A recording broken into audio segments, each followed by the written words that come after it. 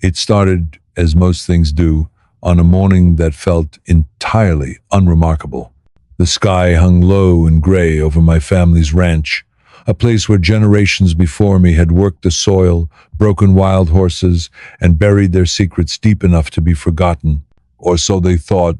I was out by the southern paddock, coffee cup in hand, boots caked with yesterday's mud, when I first noticed Dusty acting strangely. Dusty wasn't just any horse. He was my oldest companion on this land, a stubborn, thick-necked Mustang gelding who had seen more winters than most animals on this ranch. But that morning, he wasn't grazing like he usually did.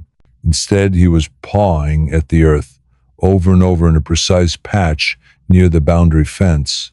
At first, I dismissed it. Horses do all sorts of things for reasons we'll never fully understand. Maybe he smelled something, or maybe the frost had made the ground softer there. But what caught my attention wasn't just the digging, it was the intensity. His hooves struck the soil again and again, tossing clods behind him, nostrils flaring, breath rising in hot clouds into the chilly air. When the sun climbed higher, he was still at it. By noon, I walked back with a shovel, mostly just to calm my own curiosity. I remember leaning on the fence, watching the sweat darken Dusty's coat, and feeling a knot form in my gut. It wasn't the digging itself. It was the look in his eyes whenever he paused to catch his breath. A strange, restless awareness, as if he was listening for something deep below. I thought of my grandfather then, old Willard McAllister, who used to say animals could sense what men were too proud to notice. Earthquakes, thunderstorms, even death itself. Back then, I'd laughed at his stories, but standing there watching my horse tear at the same patch of ground for hours, the laughter felt far away. That night, sleep wouldn't come. Every time I closed my eyes, I saw Dusty's hooves striking dirt, his ears twitching, that raw urgency in his gaze. At dawn, I found him standing by the same hole, now large enough to trip a man. His legs were scratched and bleeding, but he kept digging anyway. That was the moment I decided to pick up the shovel. At first, just to stop him from hurting himself, but the deeper I dug, the more the soil felt wrong, softer in places, almost like it had been disturbed before. And then my shovel struck something solid. At first I thought it was an old fence post or a rock, but as I scraped away the dirt, the truth rose into the cold morning air, a length of rotten cloth wrapped around something that felt too smooth, too curved to be stone. My chest tightened. My breath caught in my throat. With trembling fingers, I brushed away the earth and saw the unmistakable shape of a human ribcage, bleached and fragile from years underground. I stumbled back, almost dropping the shovel, and Dusty snorted, as if to say, "Now you see it too." It should have ended there, an old bone, maybe someone buried long before our family ever claimed this land. But part of me knew better. And when I dug further, I uncovered what looked like the remnants of a coat sleeve, and clutched in the skeleton's brittle hand, a tarnished badge. The words were faint but readable. Sheriff's Office. Dusty stood over me, head lowered, his breath hot on my neck, as though waiting to see what I would do next. I remember kneeling in that hole, holding the badge in my hand, feeling the weight of something much heavier than metal pressing down on my chest. The bones belonged to a lawman, and they'd been buried here on McAllister land, under the watchful eye of the family that had built everything I knew. I should have called someone right away, but instead, I sat there until the sun sank low, staring at those bones and thinking of my grandfather's stories about the bad days when men disappeared and neighbors stopped asking questions. That night, I barely slept. I kept thinking, what if this wasn't just a stranger? What if the ground was holding a secret my family had fought to keep buried? The next morning, I decided to look through the old records kept in the attic. Dust gathered in thick layers over boxes of yellowed paper, brittle ledgers, and family photographs whose edges curled like dried leaves. My hand shook as I flipped through page after page, and then I found it. A ledger dated 1924, my grandfather's neat, looping handwriting. One line stood out. Payment received. No more questions to be asked. Sheriff taken care of. My blood ran cold. Dusty whinnied from outside as if urging me to keep going. My heart told me I was staring at evidence that my grandfather, the man who taught me to ride, who used to tuck me in at night with stories of hard work and honor, might have been part of a murder.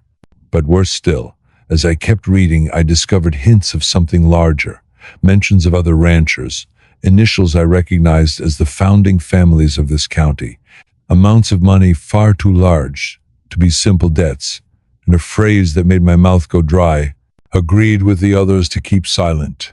The circle must hold. It wasn't just my grandfather. As night fell, I locked the attic door behind me and sat on the porch, badge in hand, staring at Dusty, who stood quietly by the paddock, as if he too was waiting to see what I would do next. In that moment, I realized this was no longer about a single skeleton buried on family land. This was about a truth that had been hidden for nearly a century. A truth that, if revealed, could burn everything my family had built to the ground. Yet every time I thought of putting the bones back in the ground and forgetting, Dusty's restless eyes haunted me. It was as if he wouldn't forgive me for leaving the dead unnamed, for letting injustice rest another generation. And so, shovel in hand, heart pounding, I walked back toward the grave to keep digging. Because deep down I knew the bones weren't the end of this story. They were only the beginning. The night after I uncovered the sheriff's bones, I couldn't bring myself to rest. The ranch was quiet, the kind of silence that feels alive, as if the land itself was holding its breath, waiting for what would come next. I found Dusty standing by the broken fence, his silhouette outlined by the moonlight, eyes reflecting something deeper than the night. I thought back to all the stories Grandpa Willard told me, stories that seemed like old farmers' tales back then, but now I could hear the warnings buried beneath the words. There was something dark beneath this land, something that had festered for generations. The next morning I woke early and headed straight for the attic. If there was any truth in those old ledgers, I had to find it.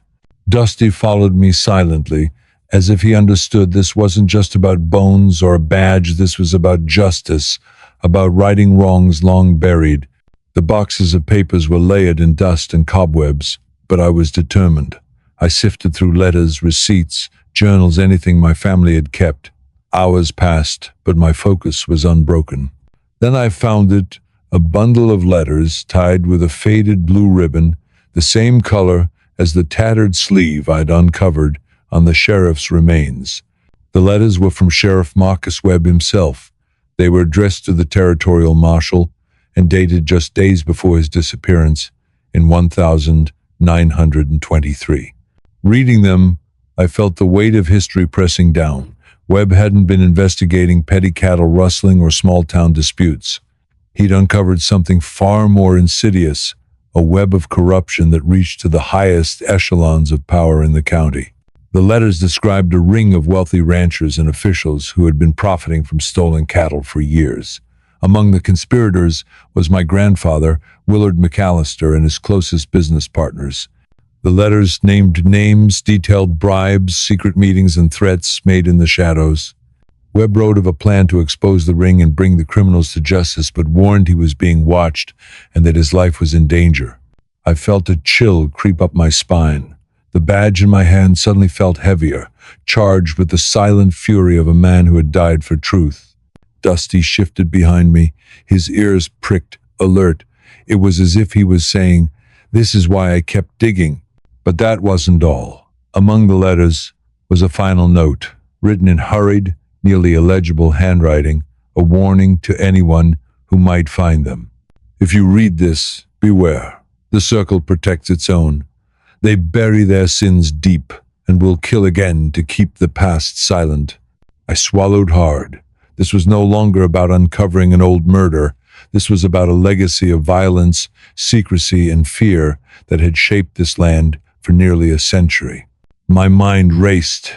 What would happen if I brought this to light? The McAllister name was still respected here.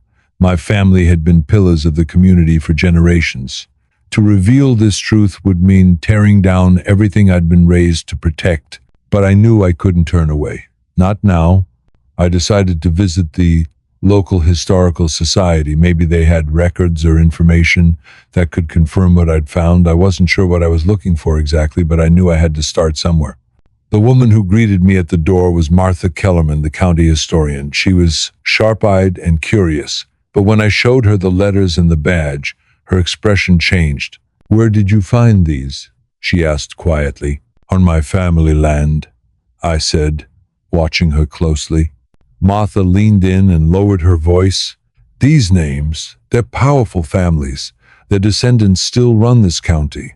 The McAllisters, the Pikes, the Morrisons. They've kept the past buried, and they protect their secrets fiercely."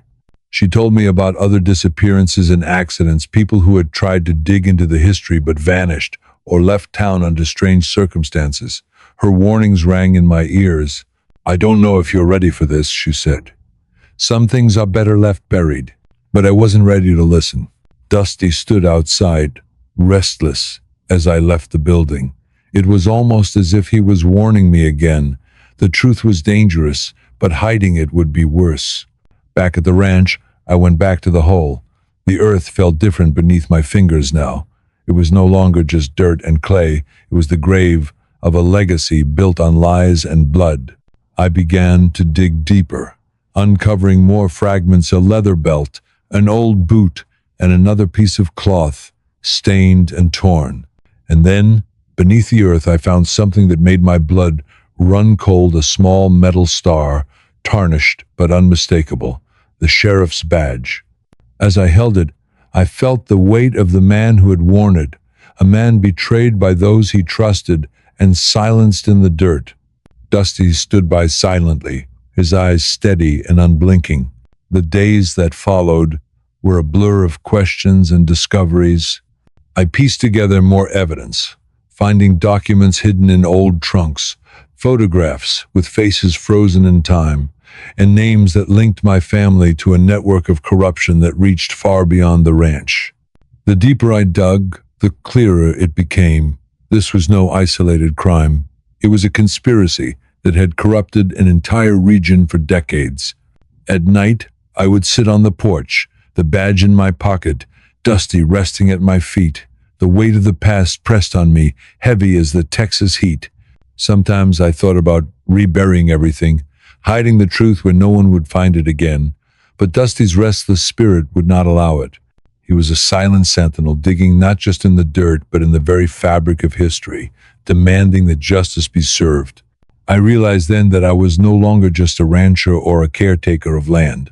I was a guardian of truth, and it was a burden I could not shirk. The shadows of the past were long, but the light of justice had begun to break through, and I would follow that light wherever it led. The sun had barely risen when I found myself once again staring at that cursed patch of earth, the place where Dusty, my faithful old horse, had dug relentlessly. It was as if the land itself was trying to whisper its secrets, and I was finally learning to listen. I wasn't just uncovering a forgotten crime anymore. What I was beginning to understand was that my family's story was woven into something much larger, a web of power, corruption, and betrayal that spanned generations and touched every corner of this county. Days before, Martha Kellerman's warnings still echoed in my mind. "They protect their own," she said. "They bury their sins deep and will kill again to keep the past silent." I couldn't shake the feeling that I was being watched. Ever since I started digging, shadowy figures lingered just out of sight, trucks idling at the edge of the property, strangers asking too many questions about the land, and whispers in the small-town diner where everyone knew your name but no one spoke freely. My hands trembled as I read through Sheriff Webb's letters again. He was a man who had dared to stand against a dynasty of corruption, a dynasty my grandfather was deeply entangled with. But why had Dusty been so obsessed with that particular spot? Animals can sense things, yes, but this felt different. It was more than instinct. It was a call to unearth a buried truth. I decided to take a closer look at Dusty himself. The horse had been my companion since I was a boy, strong, steady, and wise beyond his years. He'd seen more of this land's history than anyone or anything alive. In the early afternoon, I led Dusty to the spot once more. This time, I let him dig as deep as he wanted.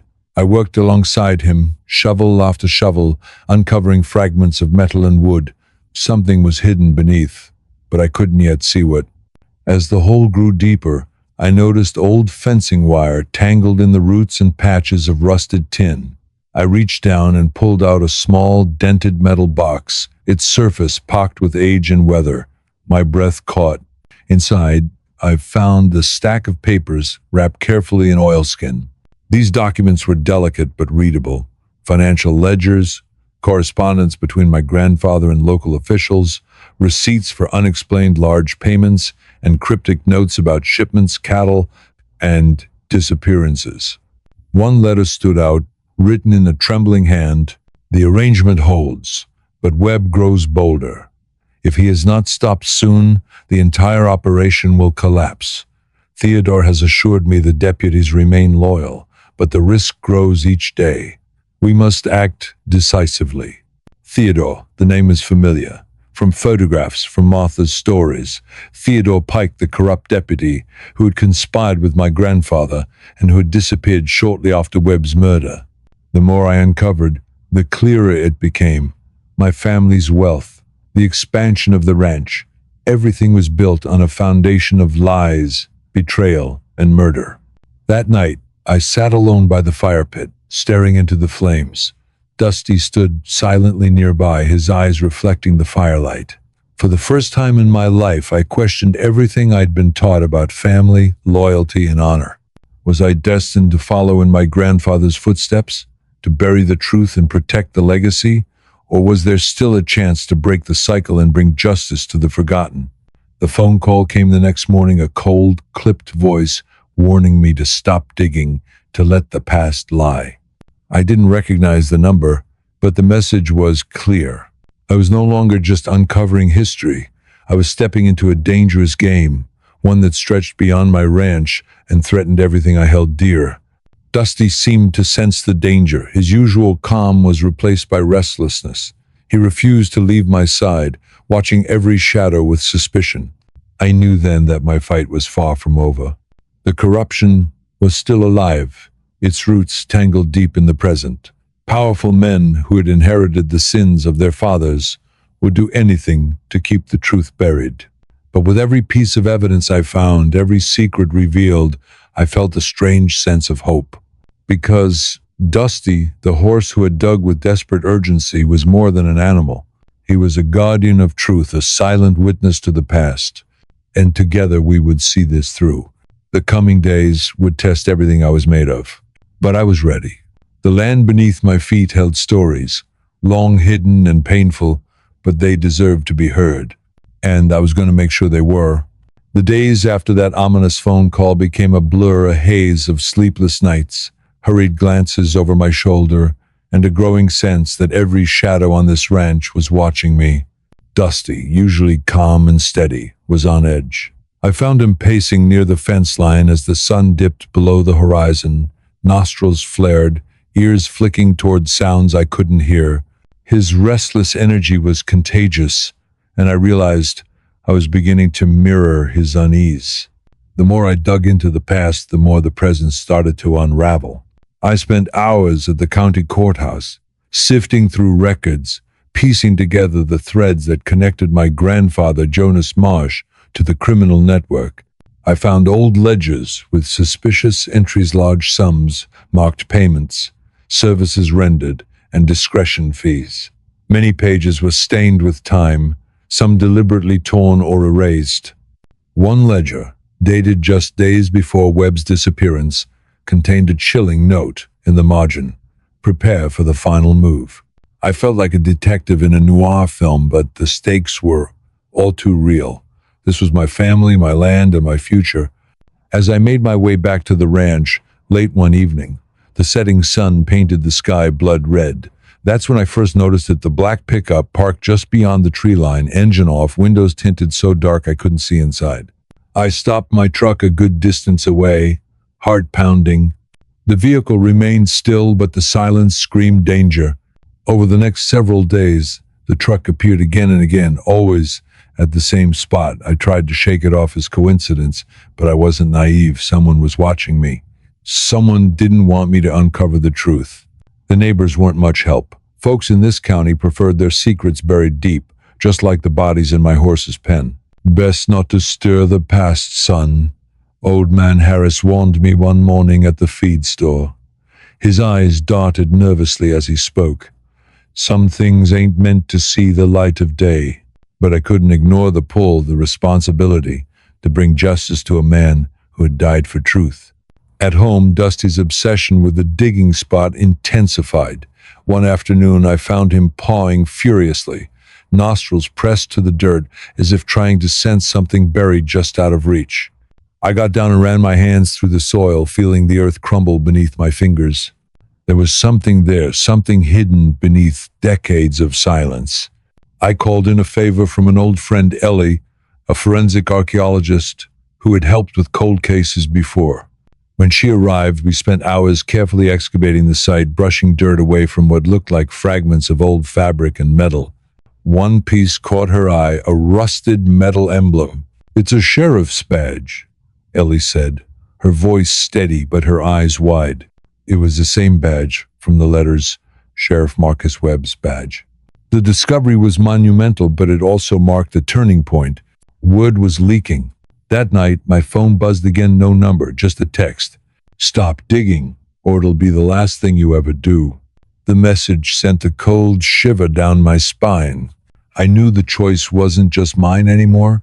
This was bigger, a shadowy power that had ruled the county for a century, willing to kill to protect its secrets. Yet the fire inside me burned brighter.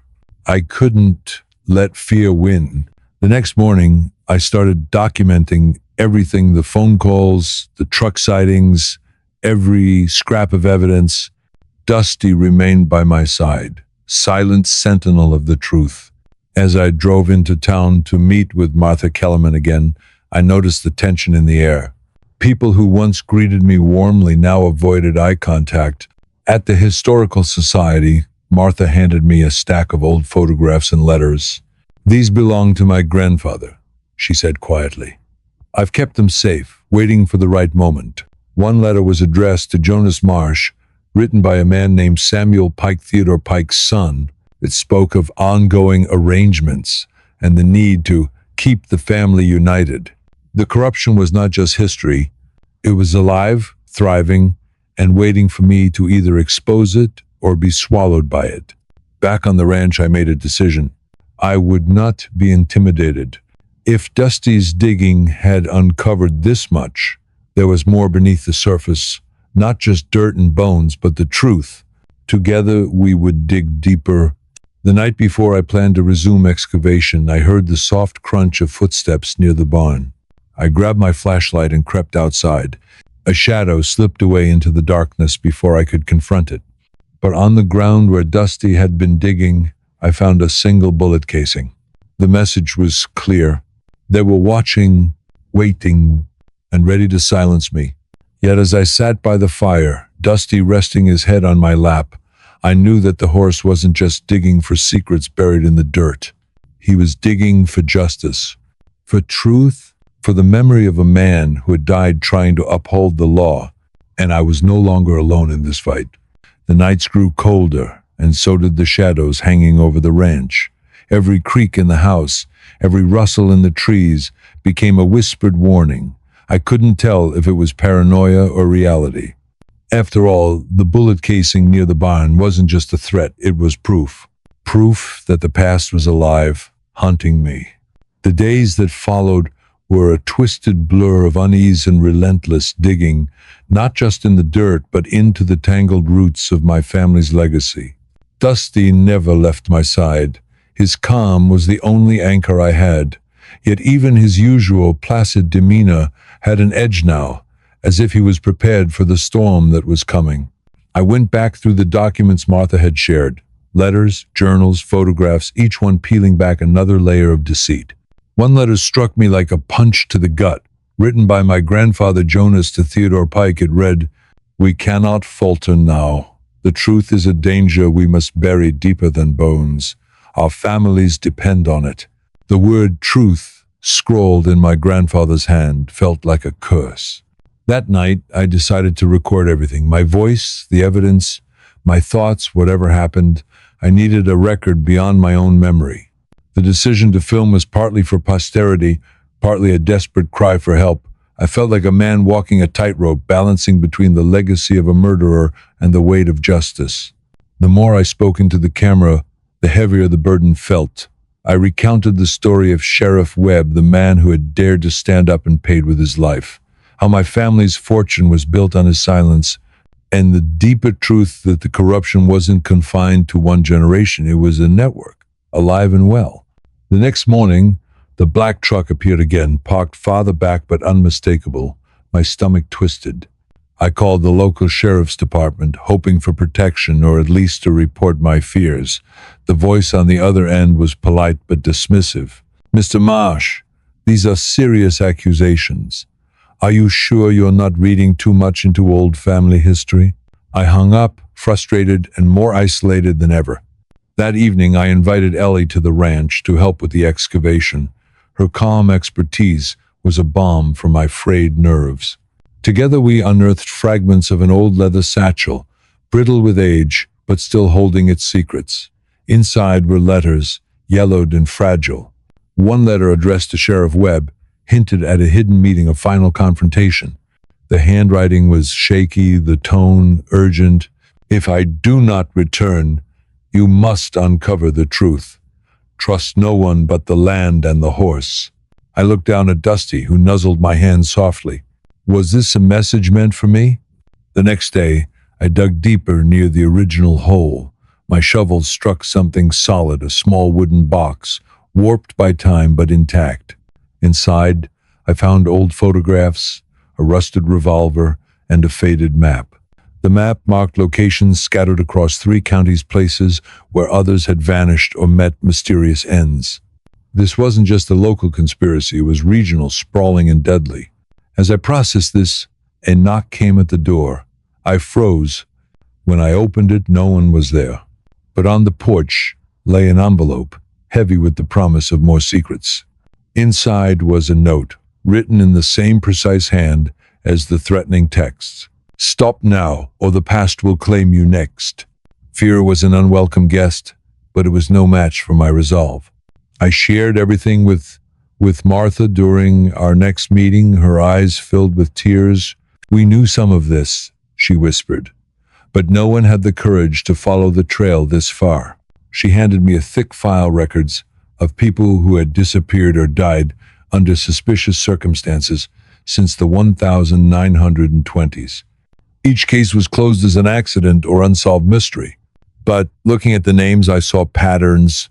Families involved in the conspiracy had slowly but steadily replaced honest officials with loyalists. A shadow government maintained by fear and blood. That night, as I sat alone on the porch, Dusty resting beside me, I realized this was bigger than me, my family, or even Sheriff Webb. This was about justice for every soul buried in forgotten soil, silence for generations. I made a decision. I would bring this story to light, no matter the cost. But before I could move forward, the ranch was hit with a power outage, not the usual storm. Flashlights in the dark revealed tire tracks circling the property. I wasn't just being watched anymore. I was being hunted. The cold night air seemed to carry whispers of warning as I paced the porch, flashlight in hand, Dusty's steady breathing the only comforting rhythm in the dark. The power outage wasn't accidental. Whoever was watching the ranch had made their move. The tire tracks circling the property were fresh, and the thought of strangers lurking just beyond the trees sent a shiver down my spine. I locked every door and window, but the real fear wasn't about them getting in, it was about what they wanted me to stop uncovering. I couldn't let them win. The morning sun brought no relief. If anything, it cast longer shadows, darkening the weight pressing on my chest. I poured myself a black coffee, stared out at Dusty grazing quietly in the pasture, and wondered how many more secrets this land held beneath its soil.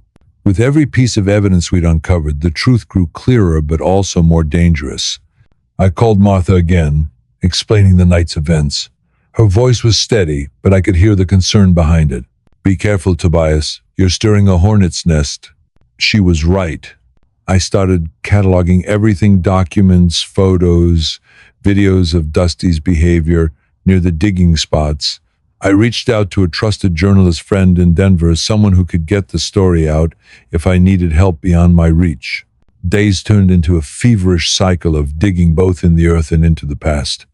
One afternoon, while clearing brush near the barn, I found an old rusted locket half buried in the dirt. Inside was a faded photo of a young woman, her eyes bright but shadowed by sadness. The back was engraved, "For Marcus, my light in the dark." My heart clenched. Who was she, and what role had she played in this tangled history? I took the locket to Martha. Her eyes widened in recognition. "That's Eleanor Webb, Marcus's wife. She disappeared shortly after his murder, never heard from again." The pieces began to click. Marcus Webb hadn't just been a sheriff. He'd been fighting for something bigger, a truth that threatened powerful people who wanted it buried forever, and Eleanor had been caught in the crossfire. That night, I found myself staring at the stars, feeling the weight of generations pressing down.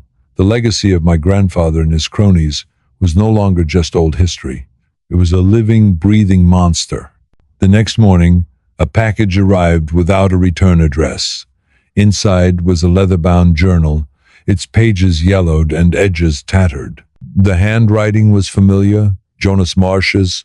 I flipped through the pages, reading entries filled with coded language, cryptic references to the operation, the Silence Pact, and those who must never speak. One entry stopped me cold. "They think the past is dead, but the soil remembers. Every secret buried is a chain on our souls. The sheriff's death was necessary, but the cost is heavier than gold." I felt a mixture of horror and fascination. My grandfather had known exactly what he was doing, and the weight of that sin had haunted him. Days later, I was working near the original hole when Dusty began pawing at the dirt frantically, snorting in a way I hadn't heard before, a mix of urgency and warning. I dug carefully where he indicated and unearthed a small, rusted tin box. Inside, I found a handful of letters, sealed with wax. One letter was addressed to Eleanor Webb, written in Marcus's hand. "If you are reading this, know I did what I must to protect you and the truth. Trust no one. The land holds our story." The implication was clear. Marcus had planned for Eleanor to continue his fight, but she had vanished instead. The trail was cold for decades, but the past was awakening. Then came the calls. At first silent, then threats whispered through the line: "Stop digging or suffer the consequences." I ignored them. I had to. One evening the power went out again. This time the front gate was wide open when I returned from the barn. Dusty was restless, pacing, snorting toward the tree line. Someone had been inside. I found footprints leading from the gate toward the old family cemetery, a place I'd always avoided. That night, I finally decided to confront the dark history head-on. The cemetery was overgrown, with crumbling headstones half swallowed by weeds. I found Eleanor's grave, a simple marker etched with her name and the date she disappeared. I knelt, feeling a strange mixture of sorrow and resolve. That's when I saw it, fresh footprints leading away from the grave toward the edge of the property. Someone wanted me to know she wasn't forgotten. In the following days, I worked with Martha and my journalist contact to prepare the evidence for public release. But the threats escalated. My tractor was sabotaged. The barn was set on fire, the flames licking at the night sky. Dusty's stable was ransacked, but he was unharmed. The message was clear: stop or lose everything. But the truth had teeth. I couldn't back down. Finally, the day came to go public. We held a press conference at the Historical Society, surrounded by documents, photos, and evidence linking decades of corruption and crime. I told the story: the sheriff's murder, the cover-up, the web of power that had ruled the county in the shadows. The response was explosive. Officials denied everything. Old alliances fractured. Investigations were launched. But for the first time in a century, the silence was broken. Dusty, ever loyal, stood quietly beside me. Together, we'd unearthed a legacy of pain, but also hope. The road ahead would be hard, but justice long overdue is finally on its way. The night after the press conference, the silence was almost deafening. I sat alone in the dim light of my living room, the weight of what I'd just unleashed pressing down like a physical force. Dusty was restless outside in the barn, pawing at the ground in that same spot that had started all this, like he knew something I didn't yet. The phone had stopped ringing. No new threats. At first, I thought maybe they'd backed off, but deep down, I knew it was just the calm before the storm. The next morning, I was woken by a loud banging on the door. I wasn't expecting anyone, so I moved cautiously, heart pounding. It was Martha. Her eyes were wide, filled with a mix of fear and determination. "They're coming for you, Tobias. Not just the local cronies anymore. This is bigger than you realized." She handed me a thick envelope. Inside were newspaper clippings from counties far beyond my mysteries of corruption, cover-ups, and mysterious disappearances. The names from the documents we'd exposed were tied to these incidents, stretching like roots of a poisonous tree deep into the state's political core. It was a network. The realization hit me like a punch to the gut. This wasn't just a family secret. This was a conspiracy that had thrived for generations, feeding on fear and silence. Over the next days, I kept a low profile, but Dusty never left my side. The horse's obsession with that patch of earth grew. He would nudge at the ground, snort sharply whenever I got too close to other parts of the ranch. I decided to dig deeper into the locket and Eleanor's story. The photo haunted me, the sadness in her eyes, the strength she must have held to survive the storm that took Marcus and shattered her life. I found myself digging through public records and old letters in the county archives. It was grueling, but bits of her story emerged. Eleanor had tried to fight back. After Marcus's disappearance, she reached out to a distant cousin who lived in a nearby town. Letters revealed her plea for help, her growing fear that the same men who killed her husband were hunting her too. Then silence. Her last letter was never delivered. The more I uncovered, the more I felt the weight of her courage. She was a woman caught in a man's world, trying to shine a light where only darkness ruled. One afternoon, Dusty's restlessness reached a new level. He refused to eat, pacing and pawing at the dirt, until I followed him to the edge of the pasture near the creek. There, partially hidden by overgrowth, was a rusted metal latch embedded in the soil. With some effort, I pried it open, revealing a narrow wooden staircase leading underground. A secret cellar, or tunnel. The air smelled damp and musty, carrying the scent of forgotten years. I grabbed my flashlight and descended carefully, Dusty watching anxiously from above. The tunnel opened into a small room cluttered with crates and old barrels. Dusty's hooves kicked up dust as I moved through the space, revealing faded papers, maps, and photographs stacked haphazardly. I pulled out a bundle tied with a leather string, more letters and notes from Marcus and Eleanor, detailing threats, plans to expose the conspiracy, and coded messages warning of betrayal. One note chilled me to the bone. "They will come for the truth. Trust no one but the land and those who walk its shadows." I realized then that Marcus and Eleanor had built this hidden refuge, hoping it would protect their secrets long enough for justice to find them. But the cellar held more than documents. Behind a loose stone, I discovered a small, locked box. It wasn't like the others, sturdier, heavier. With a screwdriver and growing urgency, I forced it open. Inside was a collection of signet rings, emblazoned with various symbols and family crests. Among them, one bore the mark of the county sheriff's office, the same design as Marcus's badge. I understood instantly. These were tokens of power, passed between the families who ruled the county from the shadows. The conspiracy wasn't just about money or land, it was about control. They had bound themselves with these rings, symbols of a pact that kept them united in silence and crime.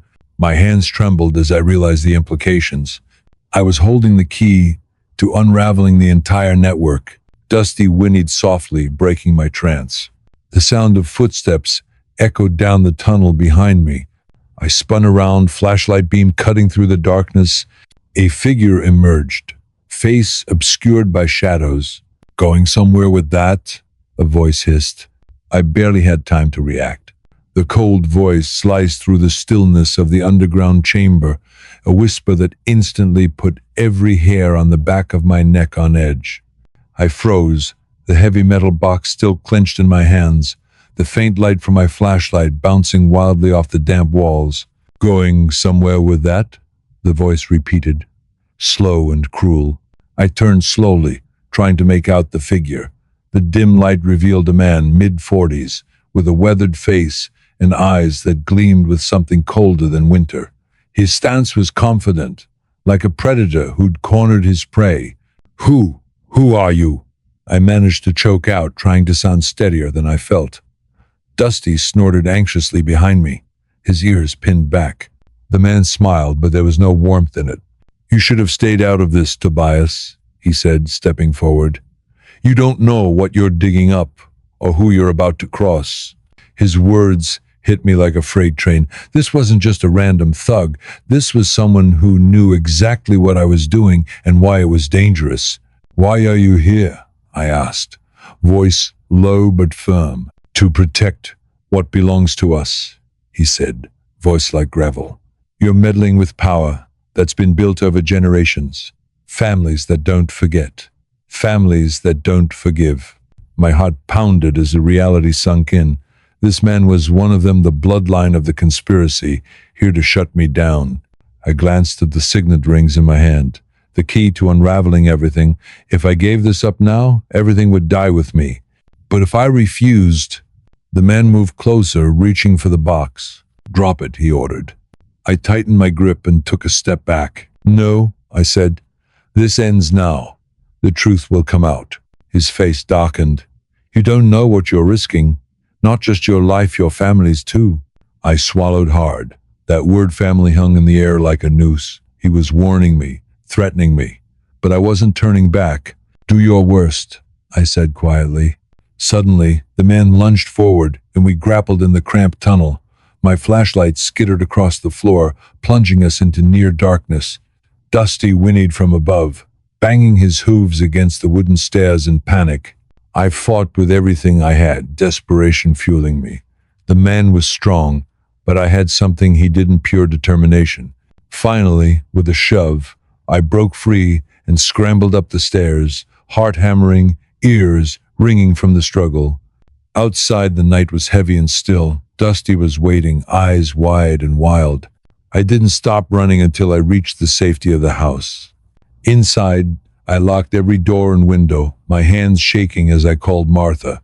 We have a problem, I whispered. She answered immediately, her voice sharp. I've been hearing rumors. The families know you have something. They're sending people. I fought one tonight, I said. He was in the cellar. Then you're running out of time? She said. I spent the night going over the documents and letters again, piecing together what I had and what I still needed. Every detail pointed to one truth. The corruption ran deeper than anyone could imagine, tied into politics, law enforcement, and old money. And if I exposed it all, it would destroy more than just my family's name. It would shake the entire region. Days passed in a blur of paranoia and planning. I set up cameras around the ranch, installed extra locks, and kept Dusty close. I barely slept. The news was already buzzing with rumors about the press conference, the Marsh family scandal, and the mysterious horse that led Tobias to the truth. At the county courthouse, officials started shifting nervously. At the local diner, whispered conversations stopped when I walked in. It felt like the walls were closing in. Then one afternoon, as I checked the perimeter, my phone buzzed with a message from an unknown number. Stop digging or pay the price. You've been warned. I stared at the screen, cold sweat breaking on my forehead. I showed the message to Martha. We're past warnings now, she said grimly. Then what do we do? Expose them. All of them, but carefully. I decided I needed allies. I reached out to a journalist from a major city paper, someone with the guts to cover a story like this and the reach to protect me. Her name was Rachel, We met in secret at a cafe miles from the ranch. She was smart, sharp, and not easily intimidated. "I want the full story," she said after I laid out the documents and photos. "He hesitated. Why risk it?" she asked. "Because the truth has to come out," I said. We worked together, vetting every piece of evidence, planning how to break the story without putting me directly in danger. Rachel warned me, "These people are dangerous. The deeper we dig, the more they'll fight back." But I had to try. One night, as I sat on the porch, Dusty beside me, I thought about Eleanor, her fight, her courage, and the cost. I promised myself I wouldn't let her sacrifice be forgotten. The next morning, Rachel's exposé went live. The headline was simple: "Century-old conspiracy uncovered. How power and corruption shaped a region's dark past." The story went viral overnight. Calls flooded in from law enforcement, historians, even politicians demanding investigations. The families named in the report scrambled to respond, issuing denials and threats. But the truth was out. Weeks later, federal agents arrived at my doorstep with warrants and assurances. They secured the ranch, began digging at the marked locations, and interviewed witnesses. Dusty watched it all, calm now, as if his job was done. The investigation confirmed what we'd suspected: multiple crimes buried beneath decades of lies. Several officials were arrested. Some fled, some faced trial. The community was shaken to its core, but the cost was real. My family's reputation was shattered. The ranch, once a symbol of pride, was now a reminder of betrayal. Yet, amidst the ruin, there was hope. A park was dedicated to Marcus Webb and the other victims, a place where justice was remembered and honored. I stayed on the ranch, no longer as a caretaker of secrets, but as a guardian of truth. Dusty lived out his days peacefully, his stubborn digging having uncovered not just bones, but decades of lies. As for me, I learned that sometimes the hardest battles are not just against enemies outside, but the ghosts within our own bloodlines, and that justice, no matter how long it takes, is worth the fight. The morning light filtered weakly through the dusty windows of the old farmhouse, casting long shadows across the worn wooden floorboards. I sat at the kitchen table, a map sprawled before me, dotted with red X's and notes in shaky handwriting. My fingers traced the lines connecting each location, each one a potential grave, a secret buried by time and silence. The weight of the truth was heavier than any load I had ever carried. My mind drifted back to Dusty. That horse had saved me, or maybe not saved, but revealed what no one wanted to see. At first I'd thought his digging was just a strange habit, something animals do when bored or anxious. But now, every hoofprint, every clump of turned earth was a message, a scream from the past demanding to be heard. It wasn't just about my family anymore, it was about all of us. The innocent lives lost, the justice denied for generations, the dark shadows lurking behind every handshake, every smile in town meetings and church pews. The corruption was not just a story in a book or an old newspaper clipping. It was alive, feeding off fear and silence. I had made my choice the night Rachel's article went live. I would not bury this secret again. The price was high, but silence would only breed more pain. I poured myself another cup of coffee, the bitter taste grounding me as I stared at the growing pile of evidence. There were still questions, so many. How deep did this conspiracy go? How many more graves were hidden beneath these peaceful fields? And most terrifyingly, who was still watching? The sheriff's office had been quiet lately, too quiet. The last thing I needed was a late-night visit from someone in a uniform who cared more about keeping the peace than delivering justice. The phone rang, a number I didn't recognize.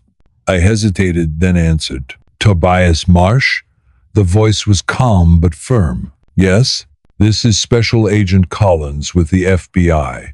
We're leading the investigation into the corruption ring your family uncovered. We need you to come to the office tomorrow morning." I nodded, even though he couldn't see me. "I'll be there." The line went dead. I put down the phone, feeling a knot tighten in my stomach.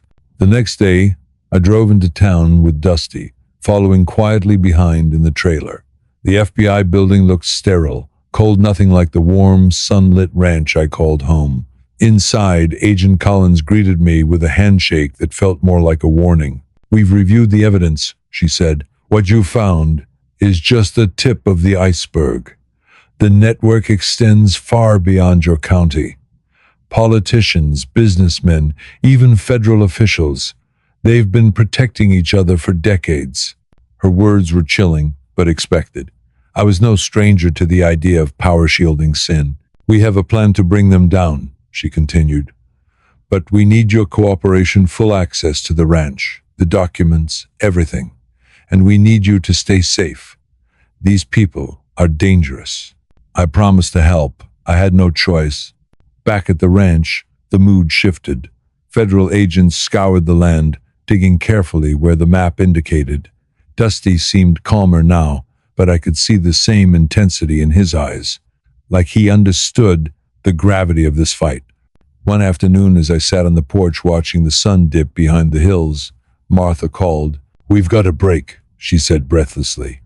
"One of the families tried to move assets offshore. The paper trail is sloppy.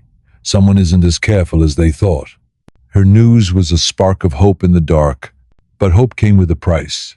That night, my truck was vandalized, tires slashed, windows smashed. A message spray-painted on the door: "Stop digging." The neighbors looked away when I mentioned it. Fear had a tight grip on this town. I called Rachel. "They're trying to scare you," she said. "You're closer than ever." I felt the walls closing in again, but I refused to back down. Days later, the FBI made a significant arrest. The current mayor was taken in on charges of conspiracy and bribery. The news exploded. People whispered my name like I was either a hero or a target. At home, the phone rang constantly. Threats, warnings, and strange silence from family members who once stood by me. The past I uncovered was unraveling the future I dreamed of. One morning, Dusty led me back to the barn, to the loose floorboards we'd uncovered before. There, beneath the floor, I found a sealed envelope with my name on it. Inside, a letter. "Tobias, you have the courage many lack. But this war isn't just about secrets.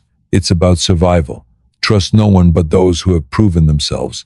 There are those within the ranks who want to help. Find them. Your grandfather's sins run deep, but so does your resolve. A friend." That message was a lifeline. I realized the battle wasn't just outside. It was inside me to balance loyalty and justice, family and truth. Days passed, and I found allies among the investigators, people with clean hands and sharp minds. Together, we pieced together more evidence, more names, more connections. The net was tightening. But then came the hardest blow. An old family friend, someone I trusted, confessed to me that my grandfather had coerced him into silence decades ago. That man's confession confirmed everything I feared. Betrayal was closer than I thought. I felt sick, but I knew the path forward was the only way. The final stretch of the investigation was brutal. Hearings were held, secrets spilled, families fractured, old money and power crumbled beneath the weight of truth. The victims, forgotten for so long, finally had their stories told. Justice didn't erase the past, but it began healing. One evening, as I walked the fields with Dusty, I looked up at the stars, the vast sky stretching over the land my family had held for generations. The past was heavy, yes, but the future was mine to write. The chill of early autumn hung in the air as I stepped outside that morning. The ranch felt different, heavier, as if it too carried the burden of the past. Dusty waited patiently by the stable, his eyes calm but watchful. He had been my silent partner through this entire ordeal, a constant reminder that some truths are buried deep but never gone. I could feel the weight of everything pressing down on me, not just the history of my family or the town's dark secrets, but the choices ahead. Would I protect the legacy my grandfather left, the ranch built on blood money, or tear it down to honor the memory of those who had been wronged? I didn't want to believe my family was capable of murder and deceit. I wanted to believe that the stories told around dinner tables were just that, stories. But the evidence was undeniable. The sheriff's badge, the letters, the money, the maps, they all pointed to a cold, calculated betrayal that had echoed across generations. The FBI had promised protection, but danger lurked in the shadows. The threats were growing more frequent. I caught myself glancing over my shoulder whenever I left the house. Trust was a luxury I could no longer afford. That afternoon, I sat with Rachel in the kitchen, watching the light fade outside. She had been the one to break the story wide open, her words sparking outrage and hope in equal measure. "We need to get ahead of this," she said. "The community is divided. Some are grateful, others angry. You're the face of this fight now." I nodded, feeling the weight of responsibility settle like a stone in my chest. Days later, I received a call from an unexpected source, the descendant of Theodore Pike, the corrupt deputy. His voice was tense but earnest. "I want to help," he said. "What my family did, it's wrong. I can provide information, proof." The offer was both a lifeline and a gamble. Could I trust the bloodline of a man who had helped bury a sheriff alive? But if justice was to be served, every piece mattered. The next few weeks were a whirlwind. Documents surfaced, testimonies were gathered, and the investigation deepened. The network of corruption was more tangled than I imagined. Connections to judges, law enforcement, business magnates. The roots ran deep, entwined with the town's very foundation. I found myself torn between anger and sorrow. Anger for the betrayal, sorrow for the lost lives and broken families.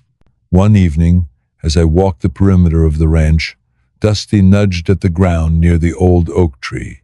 His hooves scraped the earth insistently. I knelt down and felt something hard beneath the loose soil. With careful hands, I unearthed a rusted metal box sealed shut.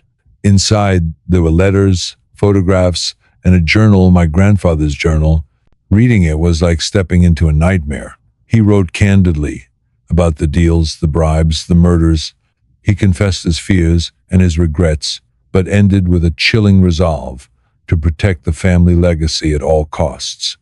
The final pages hinted at a meeting, a gathering of those involved, scheduled just days before the sheriff disappeared.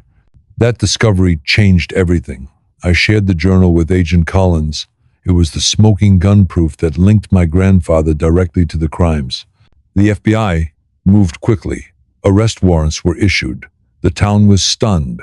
But the hardest part was yet to come. Family members I had trusted suddenly became distant. Some refused to speak to me. Others warned me to stop digging. I was losing more than allies. I was losing pieces of myself. The trial was a media circus. Old wounds reopened. Secrets spilled in public forums. The descendants of the conspirators fought fiercely, but the evidence was overwhelming. Justice was messy. It wasn't clean or simple, but it was necessary. Through it all, Dusty remained by my side. The horse that had started it all, the one who had led me to the truth, was my anchor in a sea of chaos. On the day the verdict was read, I stood outside the courthouse, watching as those responsible were held accountable. Some cried, some shouted, but I felt a quiet peace settle within me. The legacy my grandfather left was stained, but I was determined to build a new one founded on truth, justice, and healing. That night, I walked back to the ranch under a sky full of stars. Dusty nickered softly, and I knew this was only the beginning. The land was scarred, the past heavy, but the future was ours to reclaim. The dawn broke cold and clear over the ranch, casting long shadows across the land that had seen so much history, some of it hidden, some painfully exposed. I stood on the porch, looking out over the fields where Dusty grazed calmly, unaware of the storm that had passed, but somehow sensing the calm that followed. This journey had taken everything from me and yet given me something I never expected: clarity. The truth had come at a steep price, but it had also brought justice, not only for the sheriff, who had been silenced a century ago, but for all those forgotten in the shadows of power. I thought back to the first time I noticed Dusty's strange digging, What started as an odd habit became a revelation that shattered my family's legacy and exposed a sprawling network of corruption that had shaped our town for generations. That horse had been more than just an animal. He was a guide, a silent guardian who refused to let the past stay buried. The courtroom had been packed the day the verdicts came down. Old names were dragged through the mud, while others finally faced the consequences of their ancestors' sins. Watching those men and women led away in handcuffs, I felt the weight lift not just from my shoulders but from the community itself. But justice wasn't the end, it was the beginning. Back at the ranch, I found myself standing before the old oak tree, the very place where Dusty had uncovered my grandfather's journal. That weathered journal had been the key, a painful confession etched in ink that revealed the depths to which my family had sunk to protect their power and wealth. I still held the pages close, not out of nostalgia but as a reminder of what had to change. I made a decision then and there. The land would no longer be a monument to silence and complicity. I donated the portion of the ranch that had been purchased with blood money to establish a memorial park dedicated to the victims of that century-long conspiracy. The Marcus Webb Memorial Park would stand as a testament to justice long overdue. As word spread, people came from miles around not just to see the ranch, but to honor the courage it took to confront the past. Journalists, historians, families of victims, and even those once aligned with the corrupt network began to find common ground. Healing had begun, but it wasn't easy. I lost friendships, family ties frayed beyond repair, and the weight of public scrutiny was relentless. Every day brought new challenges, from threats to betrayals to the bitter taste of knowing that some wounds would never fully close. Still, the ranch endured. Dusty grew older, his coat graying but his spirit unbroken. He never returned to that spot under the oak tree where he'd started it all, as if even he understood the finality of the moment. When he passed quietly in his sleep years later, I buried him near the memorial, placing a small stone beside him etched simply, "The horse who unearthed truth." In the quiet moments, I often found myself reflecting on what justice really meant. It wasn't just about punishment or exposing wrongdoing. It was about remembering those who had been silenced, restoring dignity to their stories, and building a future where truth could thrive without fear. The ranch had been a place of secrets and shadows, but now it stood for something more. It was a beacon, a reminder that even the deepest wounds could be healed when we faced them head on. Sometimes, late at night, I'd sit on the porch and think about the Sheriff Marcus Webb, the man who had risked everything to uphold the law. He was more than a symbol. He was a testament to courage and sacrifice. His badge, now housed in the local museum alongside other artifacts from the case, reminded us all that justice, no matter how delayed, could never be denied forever. The story of the old ranch, the dark secrets buried beneath its soil, and the horse that refused to give up digging became a legend told across the county and beyond. It inspired other communities to revisit cold cases, to question their histories, and to believe in the power of truth. In me, I found peace not in denying the past, but in embracing its flaws, and Alan using it to light the way forward. The final chapter of this story isn't about endings, it's about continuation, about the fight for justice that never truly ends, about listening to the quiet voices, whether they belong to people, animals, or the land itself, that insist we remember, that demand we act. That horse, Dusty, was my guide through it all. And, as long as his story is told, so too will be the story of those who refuse to let truth stay buried. Because some things, justice, truth, memory, are eternal. Thanks for following this journey with me. If you've stayed this far, you know it's more than a story. It's a reminder that sometimes the most unlikely heroes help us find the courage to face the darkest parts of ourselves and the world.